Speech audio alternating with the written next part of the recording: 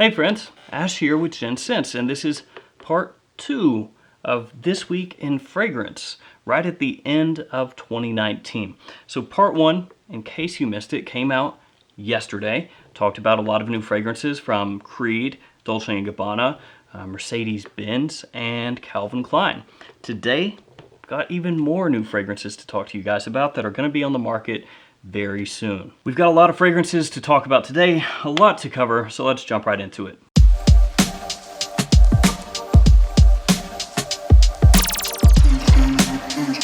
Before this video, it had been a while since I did a This Week in Fragrance. It seemed like toward the end of the year, all the designer houses, most of the niche and indie houses kind of slowed up a little bit. There were some releases here and there that came out, some big ones, but it wasn't the same as you get or got anyway, through the beginning of this year, where it seemed like every week there was another huge announcement, another huge release coming out. But now we have been flooded. Most major brands have something planned to come out very soon. First off, let me get this one out of the way really quickly. It's a new Atelier cologne fragrance called Love Osmanthus, and I have this pulled up on my phone. This is a new fruity floral fragrance.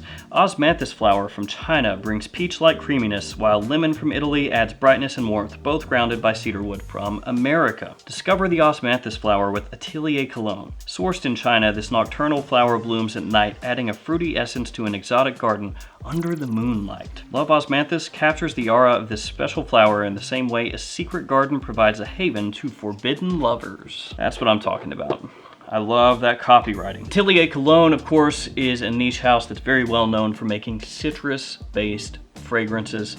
Sometimes they don't have the best performance, and they maybe aren't viewed as an extremely high-tier niche house by some people.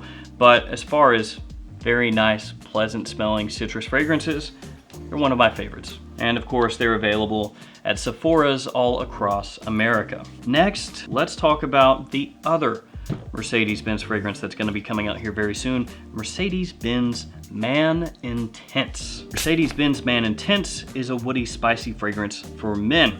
This one also coming out in 2020 and also being done by Olivier Cresp, same person that's doing Select Day. This is not Select Day, this is Select, but I'm just holding it up for some reason. So Mercedes-Benz Man Intense is going to have a top of ambrette or musk mallow and pear leaf, a mid of geranium and oak moss, and a base of amber patchouli and ambroxan. I said this before yesterday, but Mercedes-Benz fragrances in general are pretty good fragrances for the price, especially considering that this is ultimately a car manufacturer releasing fragrances. Don't have any more information on Mercedes-Benz Man Intense, and we've got other fragrances to talk about, so I'm gonna leave that one right there.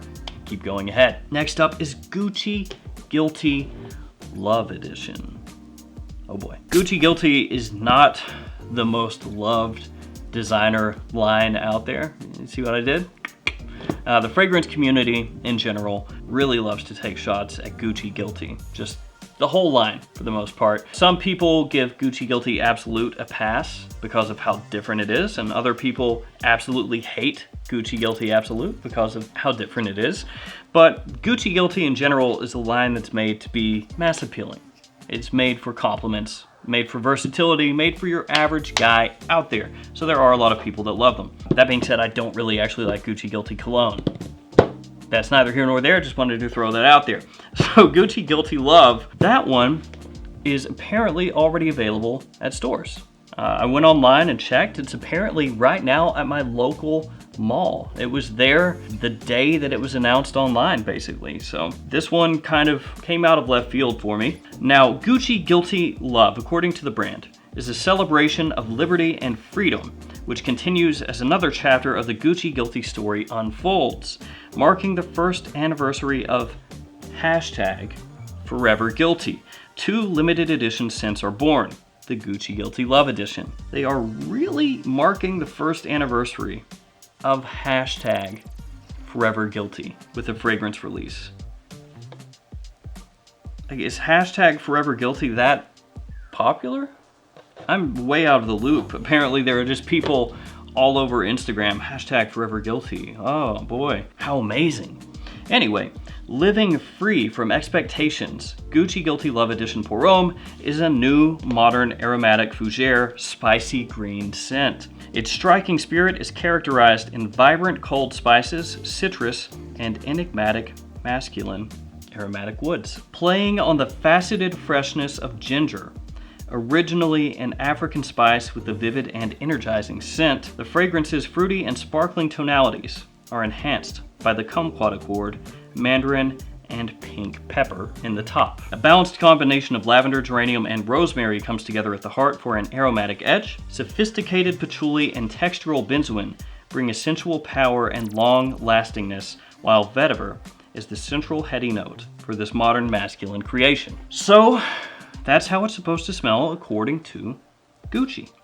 So breaking that down, it has a top of ginger, kumquat, mandarin, and pink pepper. So I imagine that that's going to be very fresh, spicy, sweet. And then you've got lavender, geranium, and rosemary in the mid. So that's gonna come across most likely a little bit herbal and clean. And then in the base, you've got patchouli, benzoin, and vetiver. So that has the possibility of coming across like a warm, maybe slightly earthy base. But I'd have to see how the patchouli and vetiver are used, what's used more heavily. It does say the vetiver is the central heady note, so the vetiver could actually be used in like a grassy kind of way. Have to wait and see. But that one, like I said, apparently already available at my local mall. So probably go check that out this weekend, actually, to see how that is. Next up, a new Narciso Rodriguez fragrance. It is BLEU Noir Extreme. So another flanker in the BLEU Noir line. This one has a top of mandarin, basil, and mint, the mid of musk, and a base of cedar, ebony, and vetiver. So you have a very woody base there. The vetiver, not at all surprising to see that in this fragrance. The BLEU Noir line, of course, makes use of that note. We've got mandarin, basil, and mint in the opening, so I would imagine that's gonna come across, again, fresh and a little pop from the mint. The basil, I'm gonna have to see how it's used. If it's used heavy-handedly, it could come across a little bit weird. The bottle does look nice on this one, so it's one that I would like to pick up, honestly, just because of the bottle. I like the Narciso Rodriguez bottles in general, actually. And the BLEU Noir line is a line of fragrances that I do enjoy. Nothing here necessarily jumps out at me in terms of the notes, but I wanted to make you guys aware because I know there are a lot of you out there that do dig the Narciso Rodriguez fragrances, even though they don't really get talked about that much, don't get hyped that much. Got a few more fragrances to go over here. We've got a new HUGO fragrance, we have a new Dior fragrance, and a new Jean Paul Gaultier. First up, the HUGO fragrance, because this is the one that, of those three, you guys probably care about the least, if I'm being honest. HUGO Now is the name of the fragrance. This comes in the little HUGO canteen screw top style bottle. They have been releasing a number of fragrances in that bottle style over the past couple of years, a good amount of them actually. HUGO Reversed, or HUGO, was one of the ones that they released, I believe this year actually. And then you had HUGO Iced a few years before that, and just the random odd flanker and stuff that comes out in that style. So HUGO Now. This one has a top of cardamom, grapefruit, and lemon zest. That lets you know right away which way they are going with this fragrance. And honestly, looking at this note breakdown, I expect them to do this fragrance cheaply. I expect that it will smell fairly cheap, because most HUGO fragrances done with this bottle style end up coming across as a fairly cheap but pleasant style of fragrance typically. This note breakdown though, like I was saying, is like a wet dream for a lot of guys out there who want compliments. The mid has violet leaf, mint, lavender, and aquatic notes, and the base has ambroxan, vetiver, and Pamplewood. Pamplewood. Yeah. So I have not looked up Pamplewood. I'll do that right now on my phone. I'm gonna make a guess that it's a grapefruit style of wood, like a woody synthetic grapefruit. Only going off of pamplemousse. So let's look up Pamplewood. So Pample wood was used in Hugo Boss Hugo Reversed. So they're just reusing a note that was used before. So, oh, look at that. There we go, a Pample wood accord. It's a firm and edge molecule that develops the scent of grapefruit and woody notes. Nailed it. Not like that was a super hard thing to figure out looking at the word Pample wood, if you know what pamplemousse is, and I'm probably pronouncing that incorrectly, but it's grapefruit in French. So there we go, a top of cardamom, grapefruit, and lemon zest, mid of violet leaf, mint, lavender, and aquatic notes, and a base of ambroxan, vetiver, and Pample wood. This looks to be just a continuation of where they've gone with fragrances in this bottle style. You had Hugo Iced, which I reviewed years back, and then Hugo Reversed this year, and this just looks to be another step past Hugo Reversed. Maybe this will be kind of an evolution of Hugo Reversed, maybe done in a better way where it comes across a little more complex, has a little more going on with it, comes across very pleasant, people-pleasing, great casual kind of scent, maybe in that style, only pulled off a little better than Hugo Reversed was. Now, Hugo Reversed is not a terrible fragrance or anything like that. It does what it's trying to do. It's good, warm weather, casual kind of scent, daytime kind of fragrance, just not a whole lot of depth there. You know, it's your kind of basic dude scent. So maybe this is along those lines, but better. Now we have two big ones. Dior Homme 2020 and Jean Paul Gaultier Le Male Aviator. Two big ones. We'll talk about Dior Homme 2020 because that one's already out. You can go to your local store, your local Macy's, your local Belk, Nordstrom, whatever you have locally, and check this one out. It should be there, assuming they carry Dior fragrances. And this follows along with what Dior has been doing a lot of. Their Dior Homme line, Dior Homme Sport specifically, Dior Homme Cologne in the past, Dior Homme Intense, taking those fragrances and reworking them and leaving it with the same name, same general bottle style typically, and then putting the year on the end of the name. So this one, Dior Homme 2020. It has a top of bergamot, pink pepper, and elemi resin, a mid of Atlas cedar and patchouli, and a base of musk and Haitian vetiver. Now, I need to tell you guys, I have not smelled this yet. I have not checked it out at all. So I can't tell you for certainty that this is an enormously different fragrance from the Dior Homme that most of you out there know and love. Though I have heard from people that have smelled this and that already own this, and they say there is a big difference. This one, I also will probably be checking out this weekend. What do you notice is gone in this note breakdown?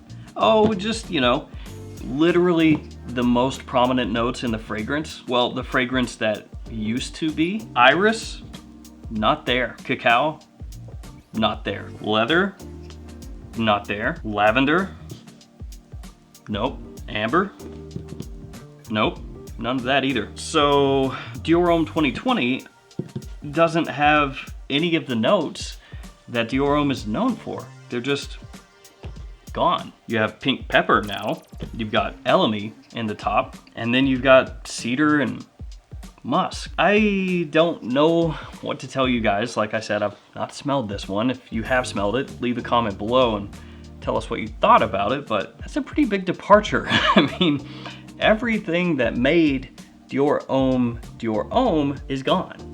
At least when you look at the official note breakdown here. It could be that the websites that I've been able to pull note breakdowns from were wrong, maybe, but this is what I'm finding. And even though this is technically Dior Homme 2020, like I said, lots of people have found this in stores already, even though it's technically still 2019. I suppose because this fragrance is still being rolled out, there is a possibility that you go to your local store and they don't have it, so I should clarify that, since just before I said it should be there. I can't tell you for sure that it will be. But yeah, Dior Homme 2020, a complete departure from what we know and what we expect from Dior Homme. And this is not the first time Dior has done this. Like I said, they've done this numerous times with multiple fragrances in the Dior Homme line, the entire line, not just one of them. And this seems like part of a realignment maybe for Christian Dior, trying to make this just a more mass appealing fragrance. They want Dior Homme to be a big seller